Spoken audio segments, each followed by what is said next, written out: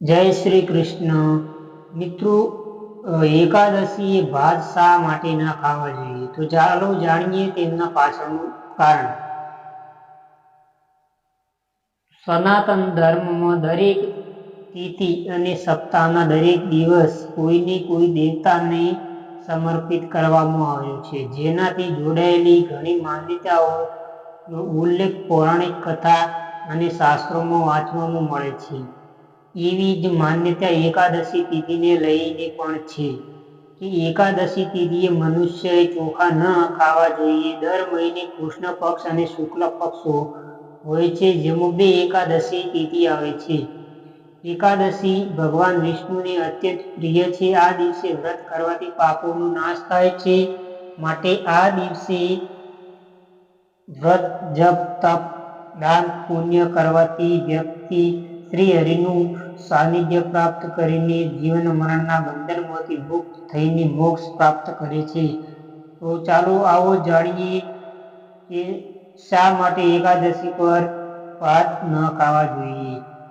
પૌરાણિક માન્યતા. એકાદશી પર ચોખા ખાવા અંગે પૌરાણિક માન્યતા છે કે આ દિવસે ચોખા ખાવાથી વ્યક્તિ સરીસૃપ પ્રાણીની યોનિમાં જન્મ લે છે. સાથે જ તેનાથી મુક્તિ મેળવવા માટે દ્વાદશી પર ચોખાનું સેવન કરી શકાય છે.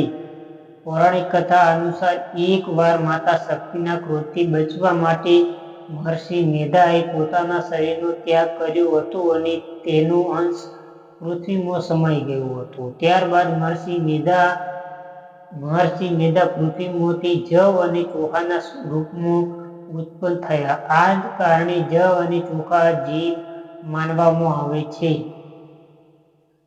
કહેવાય છે કે એકાદશીના દિવસે મહર્ષિ મેધાનો અંશ પૃથ્વીમાં સમાયો હતો.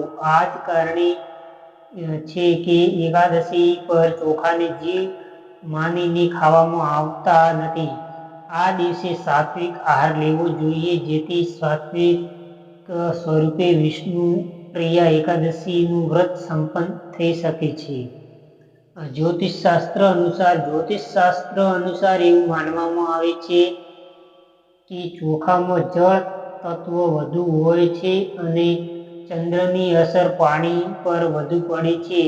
તેથી ભાત ખાવાથી શરીરમાં પાણીની માત્રા વધે છે, જેના કારણે મનની એકાગ્રતા ખલેલ પહોંચે છે.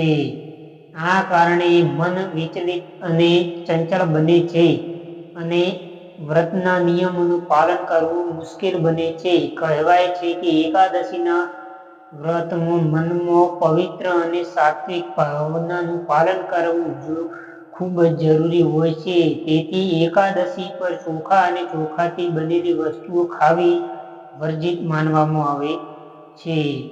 તો મિત્રો, આજે આટલું જ. ફરી મળીશું આગળના વિડીયોમાં. ચેનલને લાઈક, શેર અને સબસ્ક્રાઈબ જરૂર કરજો. જય શ્રી કૃષ્ણ.